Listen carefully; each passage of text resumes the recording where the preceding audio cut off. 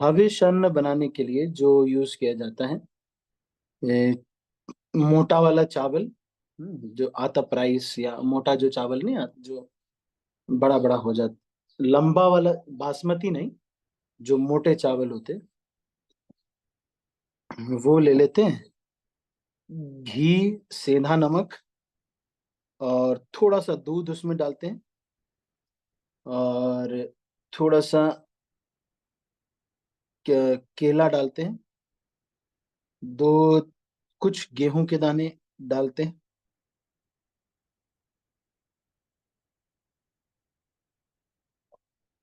अ, और थोड़ी कम बीज वाला एक फल का टुकड़ा भी इसमें डालते हैं, और हम्म, हरड़ डालते हैं, हरड़ हरड़, हल्की सी डालते हैं। इश्कु द्रव्य, या थोड़ा सा अ, गुड़ डालते हैं, थोड़ा सा। तेल नहीं डालते, इस पूरे प्रोसीजर में तेल नहीं डालते हैं।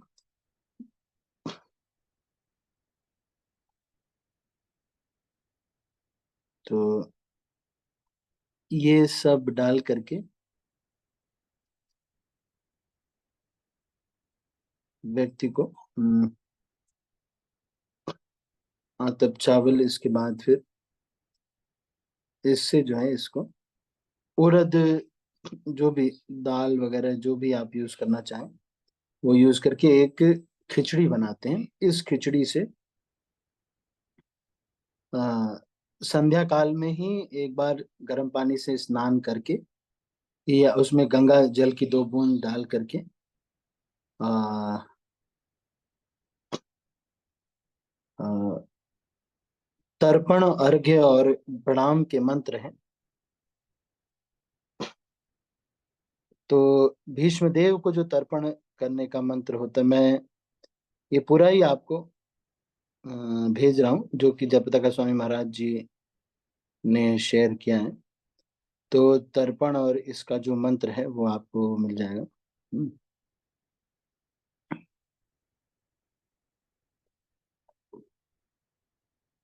आप में से कोई ऐसा भी है जो ग्रुप में नहीं है, तो वो मुझे ना आप मैसेज कर दीजिएगा, मैं आपको वो ग्रुप में जोड़ दूंगा।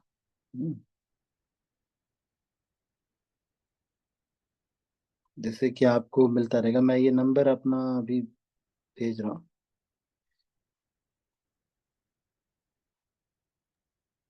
हरे कृष्णा प्रभु जी, आपका व्हाट्सएप तो है लेकिन उसमें मैसेज नहीं आते आपके। नहीं बेटा, क्यों नहीं? 99, नहीं। देखो या आप, 9999। एक एक एक सभी लोग नोट कर लीजिए, इस पे मुझे मैसेज कर, ग्रुप में आपको जोड़ दूंगा। प्रभु जी बोलना।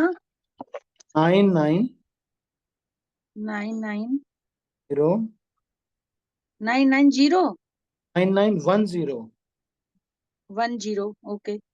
4 फोर 2 टू 7 9 7 7।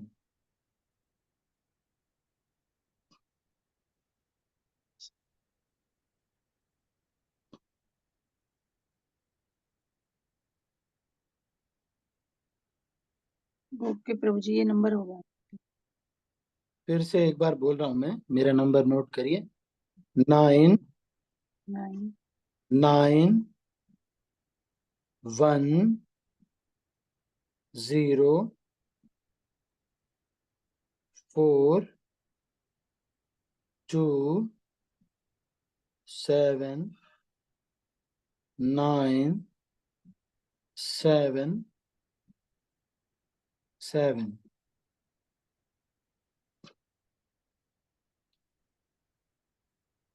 तो ये मेरा नंबर है, इस पे आप मैसेज कर देंगे तो मैं आपको ऐड कर दूंगा, जो भी ग्रुप्स वगैरह है ना।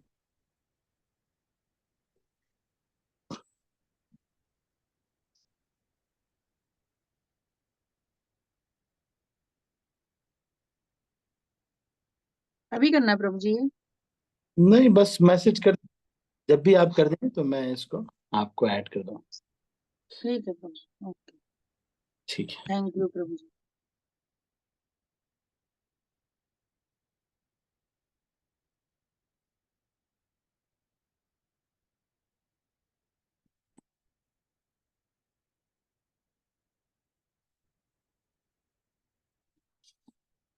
ठीक है, तो ये आज 4-5 उत्सव हैं, तो इनके बारे में थोड़ा सा हम पढ़ लेते हैं।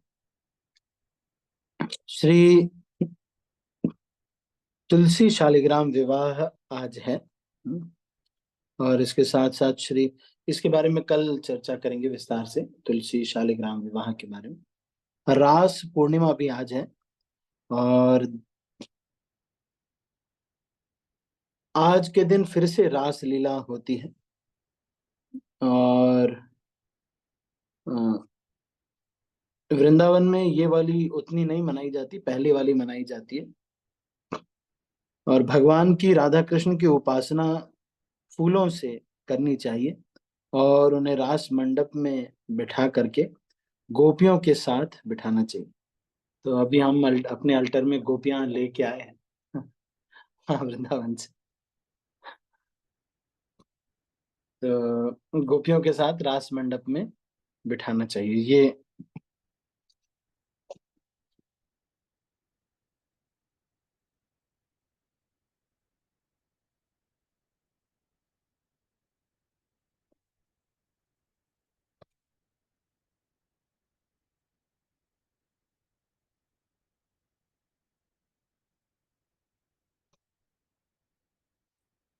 ठीक है।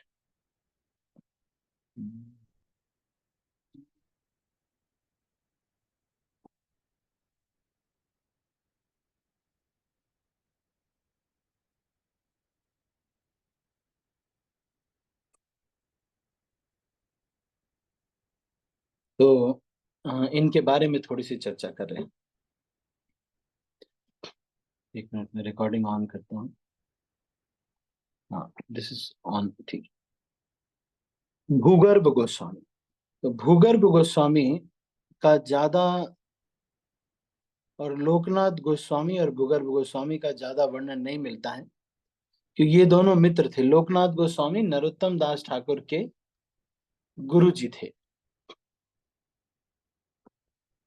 लोकनाथ गोस्वामी नरोत्तम दास ठाकुर के गुरु जी थे।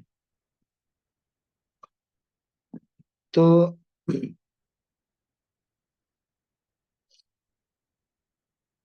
ये बहुत ही क्लोज फ्रेंड रहे, एक लोकनाथ गोस्वामी और भूगर्भ गोस्वामी। महाप्रभु के आदेश पर ये लोग व्रज में रहने के लिए आए थे। और भूगर्भ गोस्वामी गदाधर पंडित के शिष्य थे। लेकिन आप देखिए कि कोई भी किसी का भी शिष्य था, वो सभी चैतन्य महाप्रभु के आदेश का पालन करते थे, शिष्य कोई किसी का भी हो। ही इज और फिर इनके भूगर्भ गोस्वामी के बहुत सारे शिष्य थे। एक का नाम था श्री चैतन्य देव, जो कि गोविंद देव जी के पुजारी थे। और मुकुंदानंद चक्रवर्ती, प्रेमी कृष्णदास, ये सब भूगर्भ गोस्वामी के शिष्य थे। चैतन्य चरितमृत में लिखा हुआ है कि भूगर्भ दास और भागवत दास वृंदावन आए और यहीं पे रहने लगे। चैतन्य चरितमृत में लिखा हुआ। और गौर गणोद्देश दीपिका में भूगर्भ गोस्वामी प्रेम मंजरी के नाम से कृष्ण लीला में है। और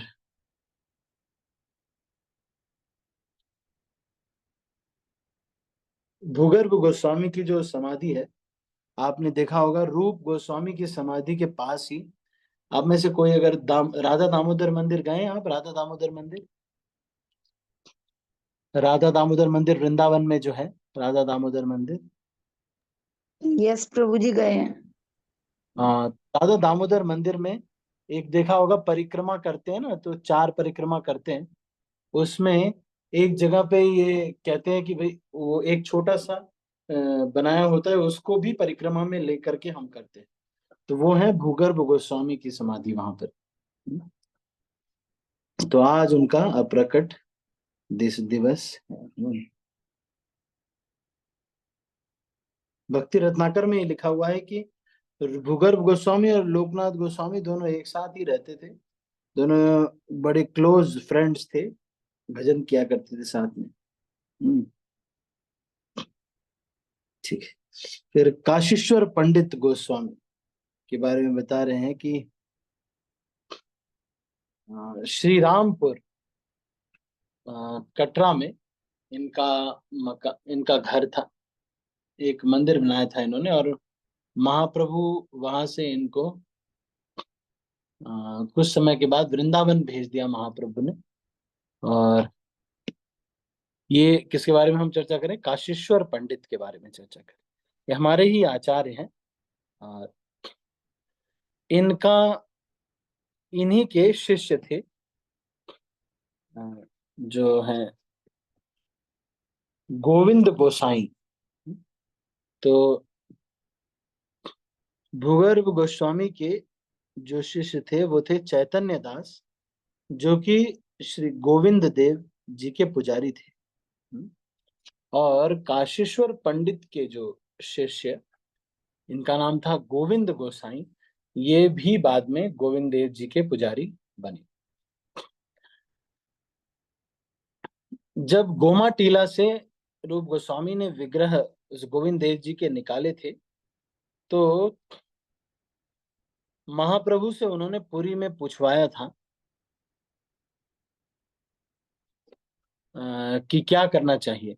तो महाप्रभु ने काशीश्वर पंडित को भेजा था कि तुम वृंदावन जाओ। तो काशीश्वर पंडित ने कहा कि मैं आपका संग नहीं छोड़ सकता, मुझे बहुत दुख होगा इसके लिए।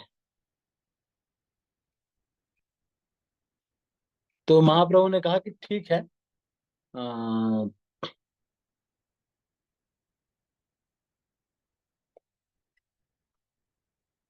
और उन्होंने एक खुद से ही काशीश्वर पंडित को एक विग्रह दिया, महाप्रभु का ही, अपना खुद का ही। और इसी विग्रह के साथ हमेशा बैठे रहते।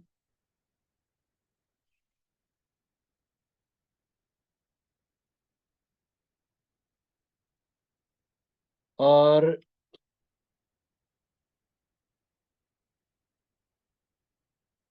जब काशीश्वर पंडित को श्रद्धा दिलाने के लिए चैतन्य महाप्रभु ने उस विग्रह के साथ बैठ करके प्रसाद पाया, और वो विग्रह ने भी खाया प्रसाद।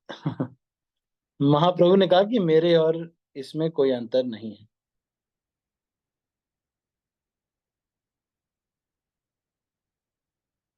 और फिर इसको गोविंद देव जी के बगल में इनको स्थापित किया। और फिर ये उनकी उपासना करने लगे। ये काशीश्वर पंडित के बारे में थोड़ी चर्चा। निम्बार्काचार्य जी का भी आज प्राकट्य दिवस है। तो निम्बार्काचार्य आप सब लोग जानते हैं, एक संप्रदाय के आचार्य हैं।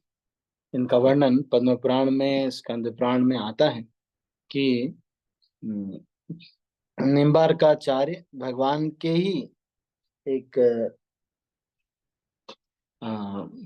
इच्छा से ये प्रकट हुए हैं।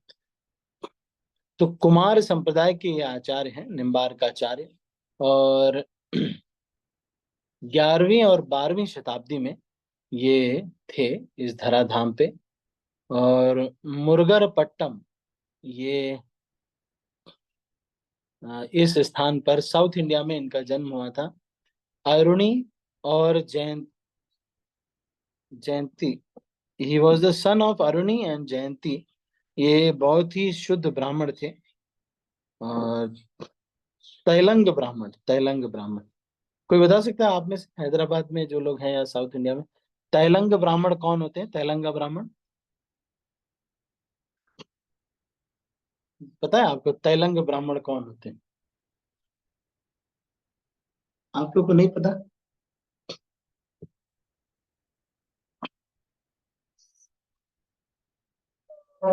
वहां पे कोई ब्राह्मण की प्रजाति होती है, उसको बोलते हैं तैलंग ब्राह्मण।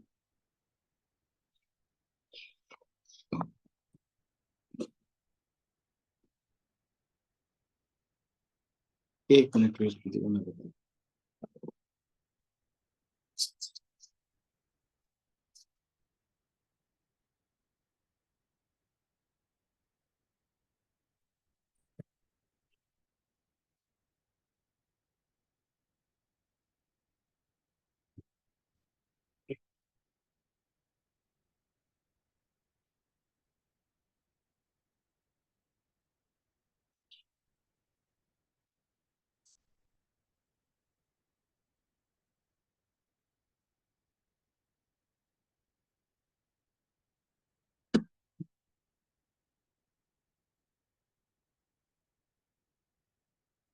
तो नहीं, ये थोड़ा बहुत मैंने के बारे में बताया, तैलंग ब्राह्मण के बारे में। चलो, एक प्रकार के ब्राह्मणों की प्रजाति है वहां पर साउथ इंडिया में। हम्म। तो फिर और पढ़ते हैं इनके बारे में। ये त्रिदंडी सन्यासी थे निम्बार्काचार्य। इन्होंने बहुत सारी किताबें लिखी। इनके सिद्धांत का नाम था द्वैत द्वैतवाद। और निम्बग्राम, जो कि गोवर्धन के पास है, वहां वृंदावन में ये हमेशा अपना जीवन इन्होंने निवास किया। हम्म। जब वो निम्बग्राम में रहते थे, तो उन्होंने एक जैन मुनि को शास्त्रार्थ में हरा दिया था।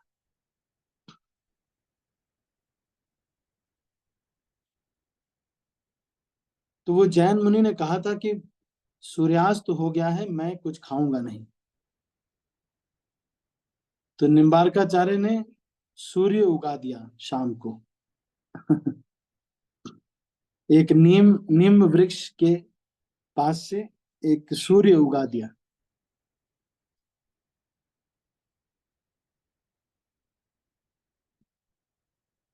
फिर वो जैन को आना पड़ा उनके साथ प्रसाद लेने के लिए।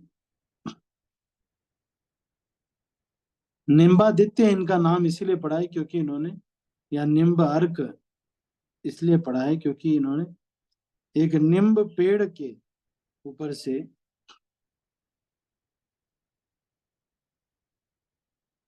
हम्म, एक जो है सूर्य को प्रकट कर दिया। एक समय की बात, इनके गांव में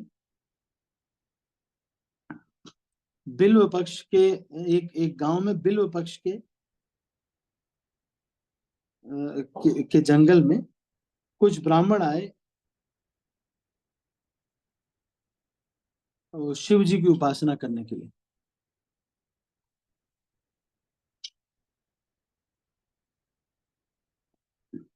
तो शिव जी को बेल पत्र बहुत अच्छा लगता है।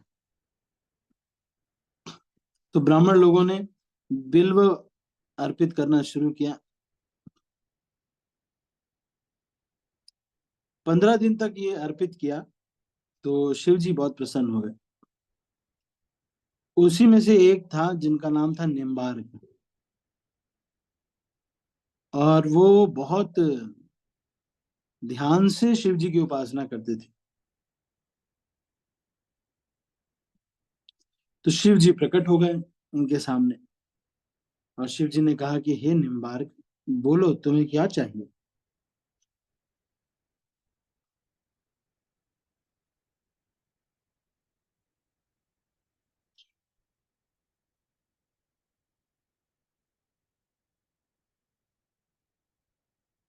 तो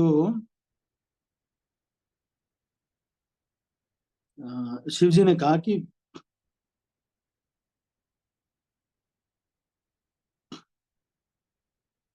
तुम्हें क्या चाहिए। तो निम्बार्क ने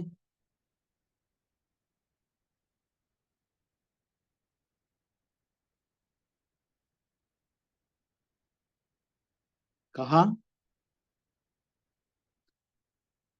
अ, कि हमें तो कोई इच्छा नहीं थी, ऐसे ही शिव जी आपकी उपासना कर रहे थे। तो निम्बार्काचार्य को शिव जी ने कहा कि इस गांव के किनारे जाएंगे तो एक बहुत ही शुद्ध बेल का पेड़ है। उस जंगल में 4 कुमार तपस्या कर रहे हैं। और वो तो आपको दिव्य ज्ञान देंगे और वो आपके गुरु होंगे।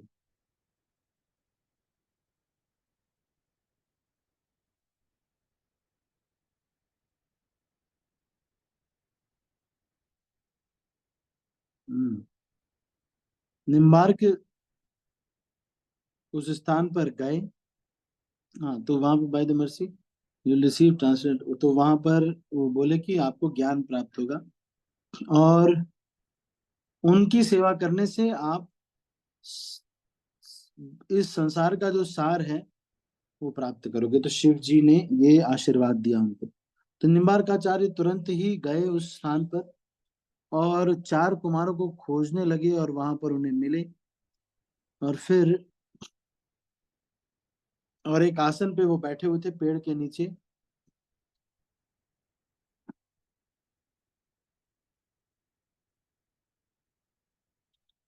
तो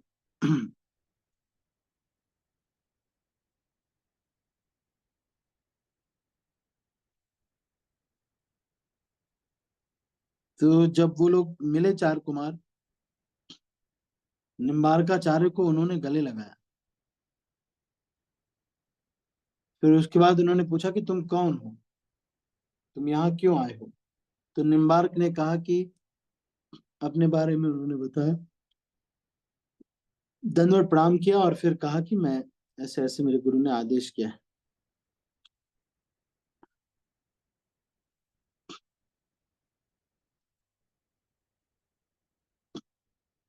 तो चार कुमारों ने कहा कि चार संप्रदाय बनाने के लिए भगवान ने रामानुजाचार्य, मध्वाचार्य, विष्णु स्वामी को भेजा है और तुम भी एक उसमें से हो। लक्ष्मी जी रामानुज को शिष्य बनाती हैं, ब्रह्मा जी मध्व को, रुद्र विष्णु स्वामी को, और तुम हमारे से ये चतुष कुमारों से ये ज्ञान लेके जाओगे।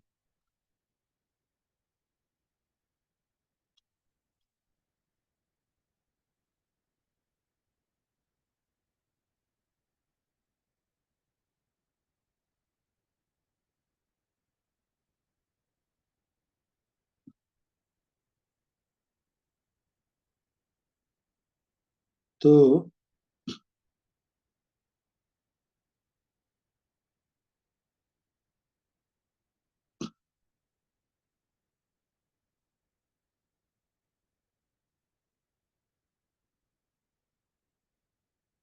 ठीक है, तो इस तरह से इन्होंने ये बताया कि किस तरह से वो लोग ब्रह्मवादी थे, बाद में भक्त बन गए।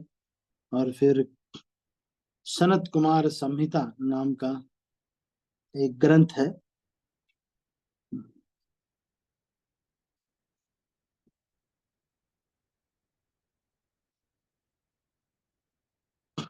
उसको आप पढ़ो और सनत कुमार संहिता के अनुसार एक जो है संप्रदाय का निर्माण करो।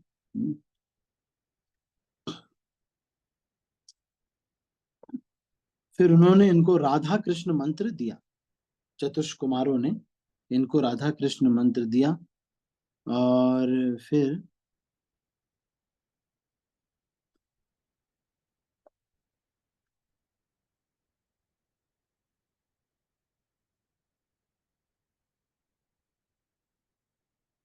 उन्होंने कहा कि तुमने बहुत अच्छी साधना की है, नवद्वीप धाम में तुमने साधना की है।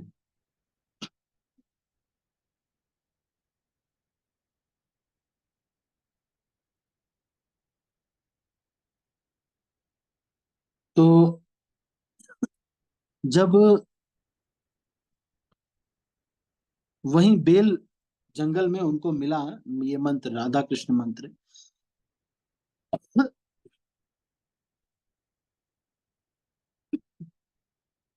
तो ये वहीं पर उसका जप करने लगे। तो जब जप करने लगे तो इनको राधा कृष्ण प्रकट हुए। इन्होंने कहा कि तुमने नवद्वीप धाम में तपस्या की है और जब हम कुछ समय के बाद इसी स्थान पर हम गौरांग महाप्रभु के रूप में आएंगे, हम दोनों युगल रूप में होंगे। तो निम्बार्काचार्य ने देखा और जो गौरांग महाप्रभु का रूप बहुत सुंदर था। फिर चैतन्य महाप्रभु ने कहा,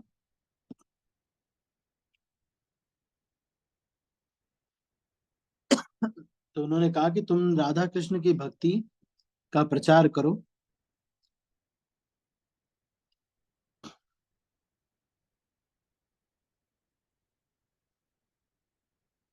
उस समय तुम, जब कलयुग आएगा तो तुम, कलयुग में ही, कलयुग के अंतराल थोड़े समय के बाद, तुम केशव कश्मीरी के रूप में आओगे। जब मैं चैतन्य महाप्रभु के रूप में आऊंगा, राधा कृष्ण ये बोल रहे हैं, तो तुम केशव कश्मीरी के रूप में आओगे। और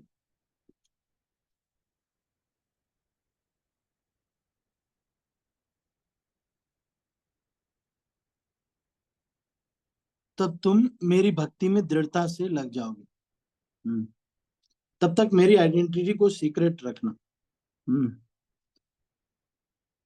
और मैं तुम्हारी संप्रदाय, मधु संप्रदाय, रामानुज संप्रदाय, कुमार संप्रदाय, सबके जो सार है वो सिद्धांत में अपना एक नया संप्रदाय बनाऊंगा, गौड़ीय वैष्णव संप्रदाय। मधु संप्रदाय का ही एक अंग होगा। और फिर आपकी भी फिलॉसफी का कुछ अंश मैं लूंगा। तो निम्बारकाचार्य रोने लगे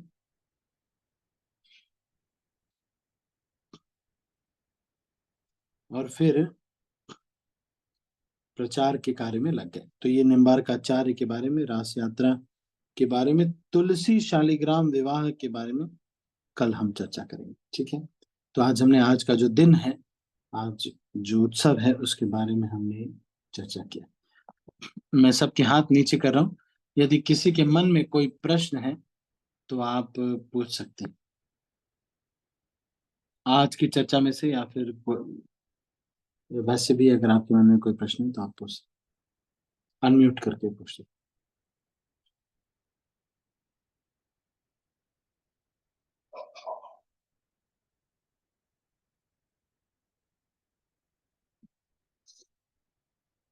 ठीक है, तो कोई प्रश्न नहीं, तो हम अभी इसको यहीं पर समाप्त करते हैं। आप सभी का बहुत बहुत धन्यवाद। मैं सब भक्तों को अनम्यूट कर रहा हूँ और फिर इस मीटिंग को क्लोज कर रहा हूँ। हरे कृष्ण।